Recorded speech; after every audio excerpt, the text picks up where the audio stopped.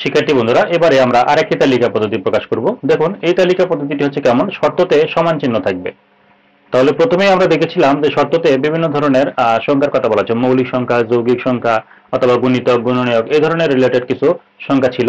এরপর আমরা দেখেছিলাম দুইটি লেস দেন এবং গ্রেটার দেন সম্পর্ক ছিল, লেস দেন গ্রেটার দেন সম্পর্ক দিয়েছিল। এবার আমরা দেখতে পাচ্ছি যদি শর্তের মধ্যে সমান চিহ্ন দেওয়া থাকে তাহলে সেগুলোকে আমরা কিভাবে সমাধান করব।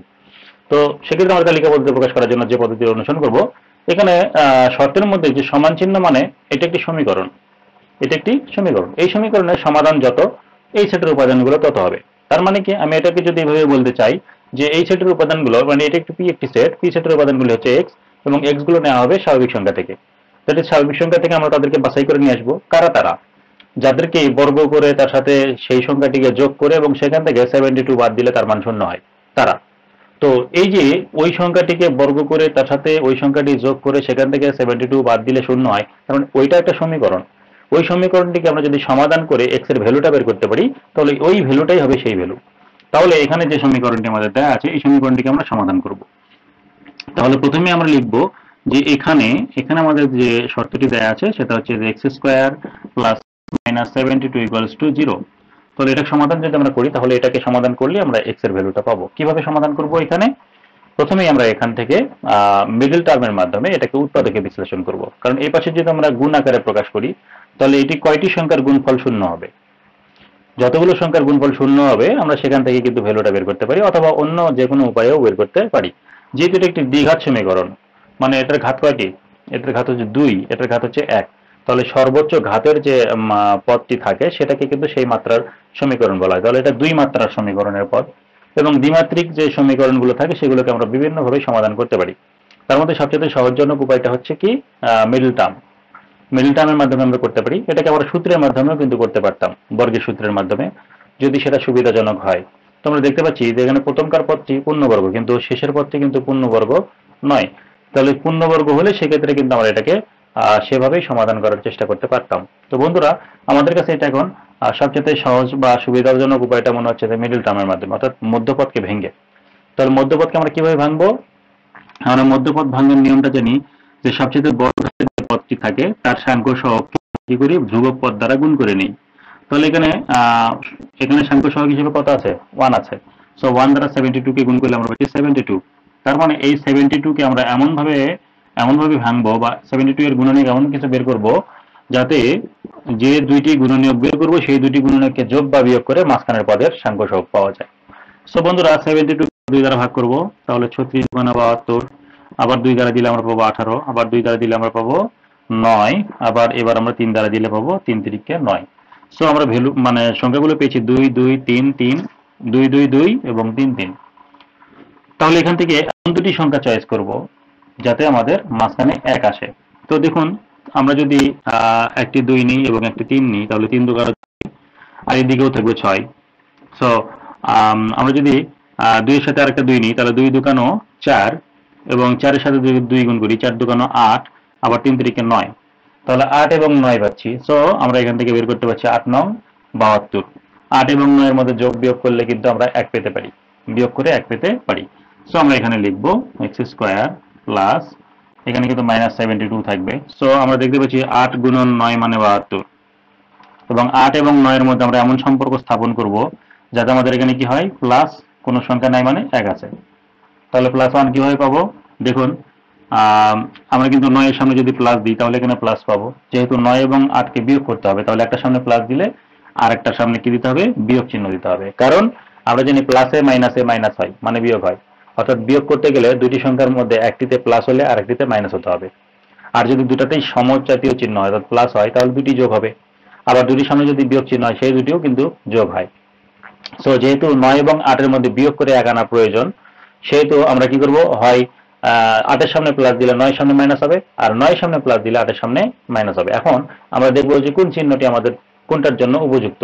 দেখতে পাচ্ছি আমাদের এখানে ভ্যালুটা আসতে হবে +1। তাহলে +1 ভ্যালু কখন আসবে? বড় সংখ্যার সামনে যদি প্লাস চিহ্ন থাকে তাহলে আমরা সেই ভ্যালুটাতে +1 পাবো। সো বড় সংখ্যা 9 এর আগে আমরা প্লাস দিলাম, তাহলে 9 এর সামনে প্লাস হলে যেহেতু বিয়োগ করতে হবে তাহলে 8 এর সামনে ডেফিনেটলি আমরা মাইনাস দেব।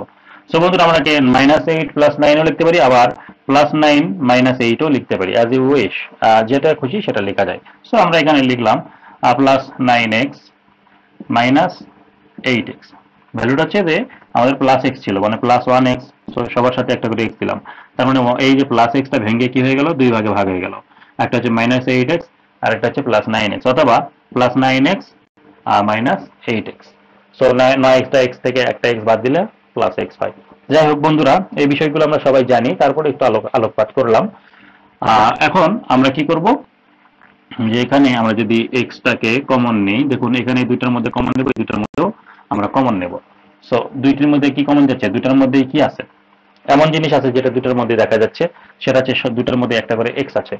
তো এখানে যদি আমরা এক্স কমন নেই তাহলে আমরা পাবো, দেখুন দুইটি এক্স থেকে একটা এক্স বাইরে চলে গেছে, তাহলে ভিতরে থাকবে একটি এক্স, এবং প্লাস দেখুন এখান থেকে এক্সটা বাইরে চলে গেছে, তাহলে ভিতরে থাকবে শুধুমাত্র 9।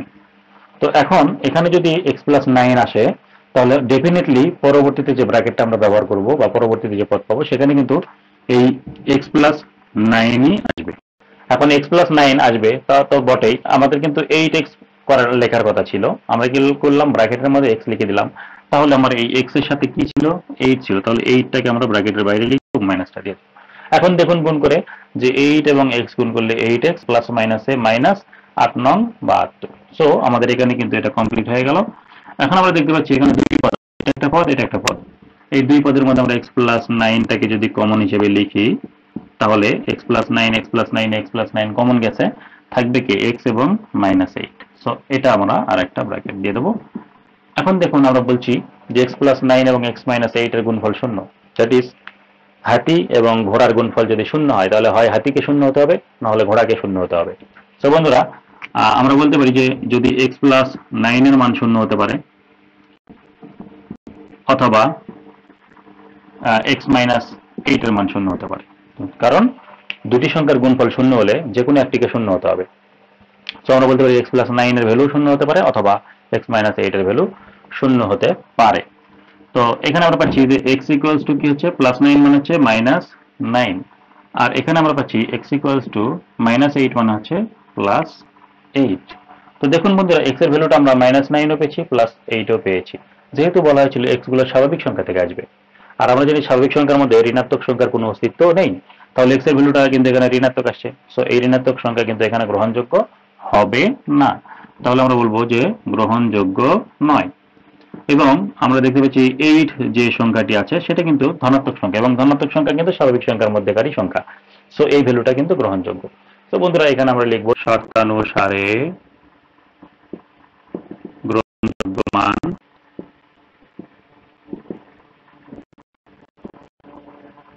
সমান সমান 8। তাহলে অতএব আমরা এই নির্ণেয় সেট লিখবো, নির্ণেয়